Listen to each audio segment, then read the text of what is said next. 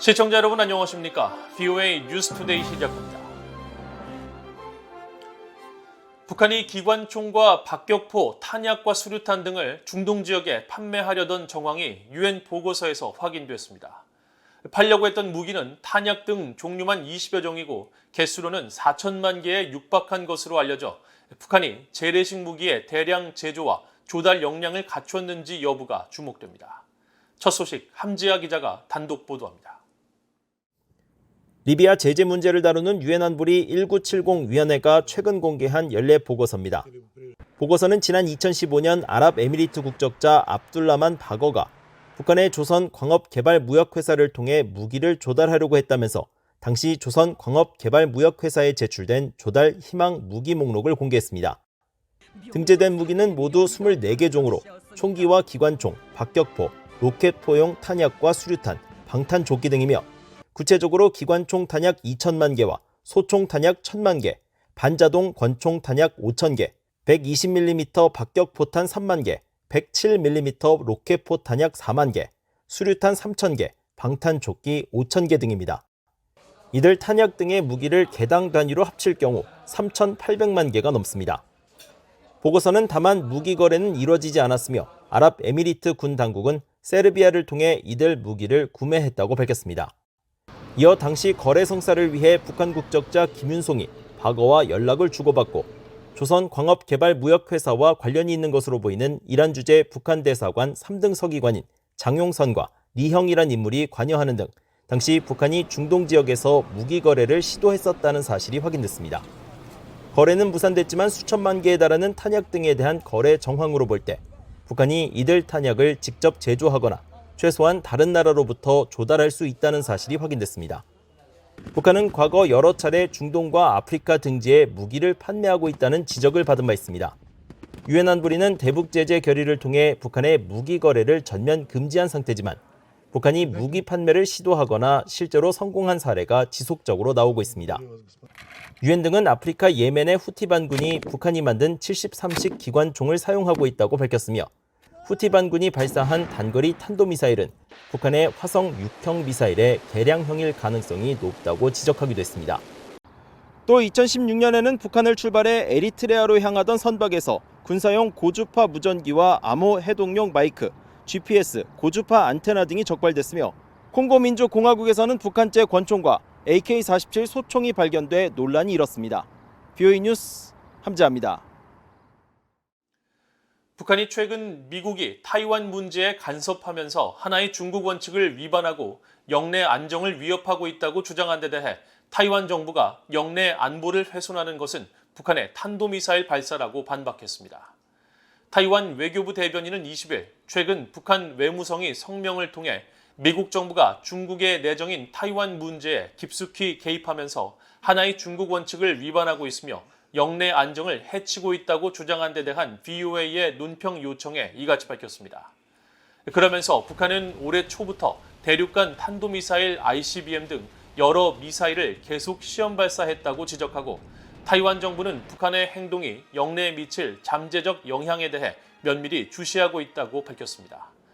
이어 타이완은 인도태평양의 일원으로서 한반도 등 영내 평화와 안정을 공동으로 증진하고 규칙에 기반을 둔 국제질서를 수호하기 위해 국제사회와 조율하며 뜻을 같이 하는 국가들과 협력할 용의가 있다고 강조했습니다. 북한 풍계리 핵실험장의 3번 갱도에 이어 4번 갱도 주변에서도 최근 새로운 움직임이 포착되면서 북한의 연쇄 핵실험 가능성이 주목받고 있습니다. 미국의 전문가들은 이런 관측에 대해 상당히 신빙성이 있다면서도 실제 핵실험 시기에 대해서는 여전히 여러 변수가 있다고 분석했습니다. 박형주 기자가 보도합니다. 미국의 핵 전문가인 데이비드 올브라이트 과학국제안보연구소 소장은 20일 VOA에 국제원자력기구 IAEA 사무총장이 북한 풍계리 핵실험장의 최신 동향과 관련해 통상적인 경우보다 더 세부적인 사안을 공개한 점에 주목했습니다. 이는 신뢰할 만한 위성 정보를 확보할 수 있는 IAEA가 풍계리 핵실험장을 면밀히 주시하고 있음을 보여준다면서 이번 정보는 북한의 연쇄 핵실험 가능성을 시사한 점에 경각심을 가질 필요가 있다고 강조했습니다. Probably the most alarming thing in in this new information is that North Korea could test more than one nuclear device in the same day or in the same period of time. And if they can do that, they can gain a considerable amount of information. 국제원자력기구 IAEA의 라파엘 그로시 사무총장은 이날 공개된 한국 동아일보와의 인터뷰에서 3번 갱도를 포함해 풍계리에서 이루어지는 모든 활동은 연쇄 핵실험 가능성 징후와 일치한다고 밝혔습니다. 또 북한이 4번 갱도를 재개방하는데 2달 정도가 소요될 것으로 보인다는 IAEA의 분석도 소개했습니다. 미국 미들베리 국제학연구소 제임스 마틴 비확산 센터의 제프리 루이스 동아시아 국장은 북한이 풍계리 핵실험장을 2018년 폭파 이전 상황으로 되돌리고 있다고 지적했습니다. 하지만 북한이 장마철 등 여름에는 핵실험을 한 전례가 없는 만큼 실험이 9월까지 미뤄질 수 있다고 내다봤습니다. My guess right now is Tunnel 3 in September is probably, because it tends to rain a lot, so just the roads wash out. So we've never seen them test in the summer before. They typically test in the spring and fall, sometimes the winter. IAEA 사무차장을 지낸 올리 하이노넨 미국 스팀슨 센터 특별연구원도 3번 갱도는 정치적 결단이 내려지면 핵실험을 위한 기술적 준비가 된 것으로 보이지만 4번 갱도는 핵실험이 가능하려면 몇 달이 걸릴 것이라고 전망했습니다. 그런가 하면 북한이 최대의 관심을 끌기 위해 미국의 독립기념일인 7월 4일 핵실험에 나설 가능성도 제기됩니다. They tested. They did many tests on July 4th weekend in the past, so that's entirely possible that they would do that because, and I think the reason they do that is that they're trying to get maximum attention, both from the media and from inside of governments. 빅터차 CSIS 한국 석자는 그러면서 북한이 외부에서는 관측이 어려운 내부 설계 등 기술적 이유로 핵실험을 미루고 있거나 중국이 핵실험으로 긴장을 고조하지 말 것을 독려하고 있을 수 있다고 분석했습니다. VOA 뉴스 박형주입니다. 지난해 한국 문재인 정부의 대북전단 살포금지법을 다룬 하원 내 초당적 코커스 톰 렌토스 인권위원회가 한국 내 인권 상황을 점검하는 미국 의회 이례적인 청문회를 또다시 소집했습니다. 하원 내 초당적 코커스인 톰 렌토스 인권위원회는 20일 한국 내 난민 실태와 한국 새 정부의 난민 정책을 점검하는 청문회를 오는 24일 개최한다고 밝히고 탈북민과 억압적 정권으로부터 탈출한 난민에 대한 강제 송환 금지 원칙 등 국제 기준에 대한 한국의 책무를 점검하고 난민 정책에 대한 한국 윤석열 정부의 변화 등을 살펴볼 것이라고 밝혔습니다.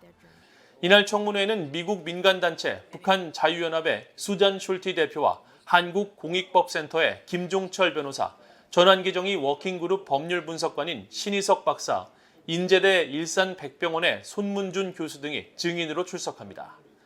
위원회 측은 한국이 1992년 유엔 난민협약에 가입했지만 2001년이 돼서야 처음으로 난민을 인정했고 난민 지위 부여 비율이 선진국 가운데 최하위권이라고 지적하면서 특히 국제 기준에 미달하는 억류 조치부터 한국을 위해 일했던 아프간인들을 난민이 아닌 특별 공로자로 지정하는 것까지 한국의 난민 정책은 선진국의 추세를 벗어났다고 밝혔습니다. 뉴욕시 의회 의원이 북한에 장기간 억류됐다가 고문 등으로 혼수 상태에 빠진 뒤 송환돼 숨진 미국인 대학생 오토 원비어를 기리기 위해 추진하는 뉴욕 맨해튼 유엔 주재 북한 대표부 앞 도로명 개정 작업이 다른 시의원의 반대로 지체되고 있는 것으로 파악됐습니다. 오토 원비어의 어머니 신디 원비어 씨는 16일 자신의 사회연결망 서비스에 뉴욕시 의회 의원이 유엔 주재 북한 대사관 도로명을 오토 원비어 길로 명명하려는 노력을 방해하고 있다면서 누가 이 문제를 도와줄 수 있느냐는 내용의 글을 올렸습니다. 오토 원비어 길 제정 조례안은 지난 2019년 1월 공화당 소속의 조 보렐리 뉴욕시 의원이 오토 원비어의 운명에 이목을 집중시켜야 한다며 발의한 것입니다. 이런 가운데 에릭 아담스 뉴욕시장 대변인실은 20일 미국 폭스뉴스에 북한의 인권 유린을 심각하게 규탄하며 시의회가 오토 원비어길 개칭을 결정하면 이를 지지할 것이라고 밝혔고 마이크 폼페오 전 국무장관과 존 케리 전 국무장관을 비롯해 빌 리처드슨 전 뉴멕시코 주지사 등도 관련 개정안에 대한 초당적 지지 의사를 전했습니다. 지난달 북중 무역이 사상 최저 수준으로 떨어진 것으로 나타났습니다. 중국 해관 총서가 18일 공개한 북중 무역 자료에 따르면 양국의 5월 무역액은 2,031만 달러로 전달인 4월에 1억 234만 달러에 비해 약 80% 감소해 최근 상승 조짐을 보이던 양국 무역이 감소세로 돌아섰습니다. 특히 북한은 지난 4월 중국으로부터 790여 개 품목을 수입했지만 지난달 수입 품목은 단 87개로 크게 줄어든 것으로 나타났습니다. 특히 올해 초부터 수입량이 크게 늘어나던 보건용 안면 마스크와 의약품 등은 지난달 전혀 수입되지 않았습니다. 두 나라는 올해 1월부터 화물열차 운행을 재개했지만 신종 코로나 바이러스로 인해 중국 단둥 지역이 봉쇄되면서 지난 4월 말부터 운행을 중단했으며 이에 따라 열차를 통해 북한으로 유입되는 화물의 양이 크게 줄면서 전체적인 북중 무역액 감소로 이어진 것으로 풀이됩니다. 이상으로 VOA 뉴스투데이를 모두 마칩니다. 시청해주신 여러분 고맙습니다.